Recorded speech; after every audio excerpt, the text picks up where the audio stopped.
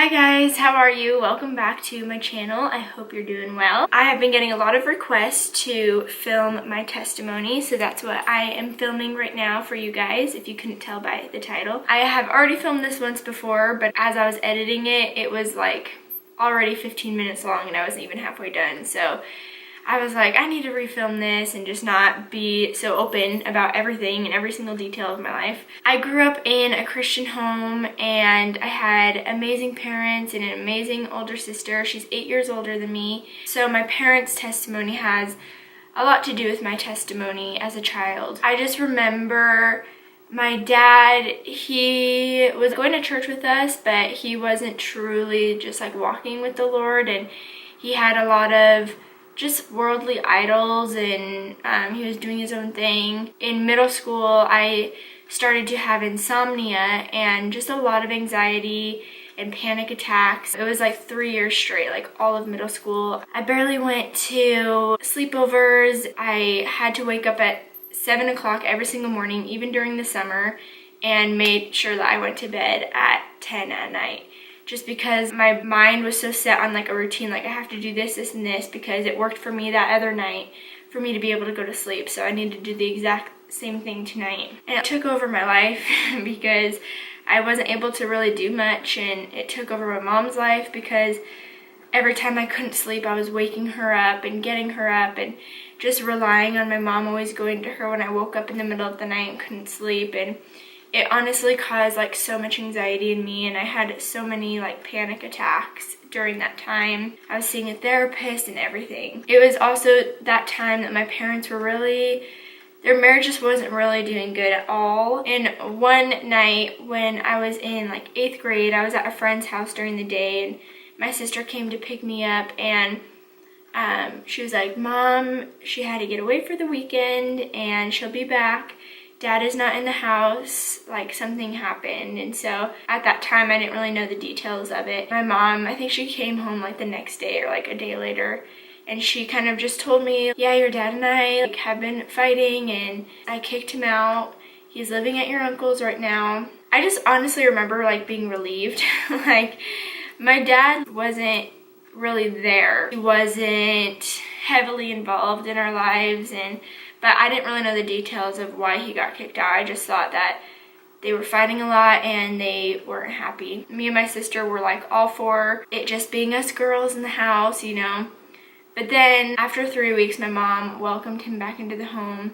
And it wasn't until I was in my junior year of high school that I really found out what happened with my parents. I just remember one night being with my mom and telling her like, I wonder why I went through that insomnia, and I wonder like what it was used for. Like I know it strengthened my faith in the Lord, but I don't know if that was like the full purpose of why I went through that. And I just remember her telling me, Sam, when you were younger, we weren't able to tell you this because you were so young, but now that you're older, we can tell you what really happened. And she was like, your dad was in a 1.5 year long affair with another woman, and the Lord used your illness, your insomnia, to like wake him up and to show him that he was in sin. So he ended up giving his life to the Lord. And my mom, she wanted to leave him, but the Lord told her, you are going to show him my forgiveness through you forgiving him. So now, like, we have such a great relationship, and my parents have a great relationship, and my dad is a different person for sure. I'm just so thankful for that, you know. But that time of having insomnia just was so hard for me, and it also was used for me to like teach me to have faith in the Lord, to get me to sleep every single night. But from having anxiety and panic attacks from a young age, I still deal with anxiety and I still have panic attacks. I don't get them as bad, or, you know, like I don't really have insomnia anymore. I don't get anxious about sleeping anymore. Even through high school, that was like a big fear for me. I am healed from that, so praise the Lord. And then throughout high school, I didn't date from age 14. I really wanted to save myself for marriage, and even wrote letters to my future husband and everything like that. And it wasn't just about like purity. It was, I wanted to save my heart. I wanted to save everything for the person I was going to marry. I mean, since age 14, I had a huge desire to be married one day and couldn't wait to meet my future husband because I was waiting and saving myself. So in high school, when everyone was like in relationships, it was really hard for me because I wanted to be in a relationship, but I also knew that the Lord wanted me to save myself. So it was like a really big battle. When it came to my senior year, there was a boy in my class that I ended up having feelings for, and I was trying to like make it happen. And I just came to a point where I was like, you know what, I'm still not going to give away my purity, but I'm going to have fun, and I'm tired of waiting, and I'm going to do this for me, basically. It was really good for a while, and then it ended up really coming back and biting me in the butt. And I just knew during the time that I was like with him, it was more of just a fling. It wasn't really a relationship. But for me, because it was my first time having feelings like that for a boy, I didn't know how to handle those feelings, and I gave a big part of my heart away to that guy. I knew while I was with him that I was disobeying the Lord because he had called me to wait, and I was basically just taking matters into my own hands. And I remember being alone in my house during this season of being in disobedience, in this season of being with him. I just remember being alone in my house in silence, and I was like, I have to put music on. Like, the voice of the Lord was like haunting me, you know, like telling me you shouldn't be doing this. It wasn't like audible, but I don't know. It was like a small murmur in the back of my mind. Like, I could hear him telling me like, you shouldn't be doing this. So I couldn't be alone in silence. I had to put like music on or watch a show or something because I knew that I was just in disobedience. I kind of had the idea of like, I can change him, I can make him love the Lord more, you know. And he wasn't a bad guy because we went to a Christian school together, and I knew that there was a part of him that knew the Lord and loved the Lord. But you know, when you're young, you just aren't that serious about your walk with the Lord. I just was like, I don't care if I get hurt, like I'm just gonna do it, you know. And guess what? I ended up getting hurt because I invested my heart into him. And I didn't think that he would hurt me as badly as he did. And I'm not going to go into too much detail about that season of my life because there was a lot that happened. And that's why the other video was like 15-20 minutes long. But it did end up bad, you know, just because when you're in disobedience, it's always going to end up bad.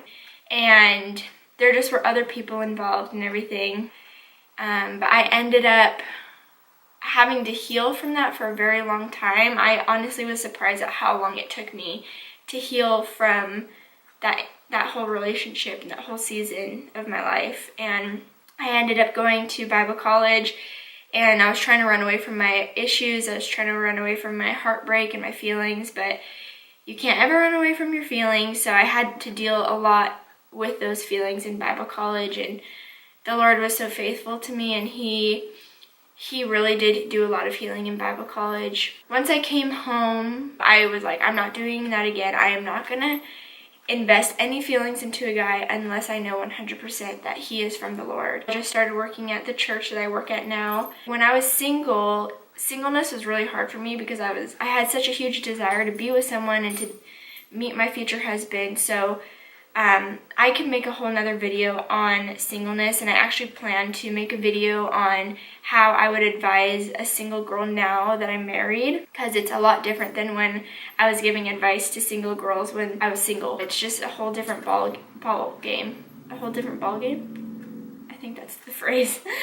But honestly, once I was just like, you know what, Lord, I'm never going to be content in my singleness, because that was something that a lot of people told me, like, as soon as you're content in your singleness is when the Lord's going to bring you your future husband. And so I was like trying to just be content. I was like, why am I not content yet? Like, why am I still hating being single and wanting to be married? And honestly, I had to come to a point where I was like, no, like, God gave me this huge desire to be married for a reason. He's not just going to take that desire away. And I'm never going to be content in my singleness because I was created to be married one day, or else why would God give me these desires to be married? So I was like, I had to come to a point where I was like, I'm never going to be content in my singleness. I have to be content in the Lord's timing. So that is the place that I was in when I met David. When I was like, Lord, I trust your timing. I want to be married. I'm not okay with being single, but I trust that you know when you need to bring this man into my life. So that is my testimony. Let me know if you guys want me to go into more detail about any part of my testimony. I really am an open book. I just didn't want this video to be like an hour long. It's already almost 20 minutes long, but after I edit it, it'll be shorter. But thank you guys so much for watching. Leave any comments down below of videos you want to see or anything. Make sure to follow me on Instagram and my blog. I'll leave those links down below. Give this video a thumbs up and subscribe because it really helps and supports my channel. And I'll see you guys next time. Bye!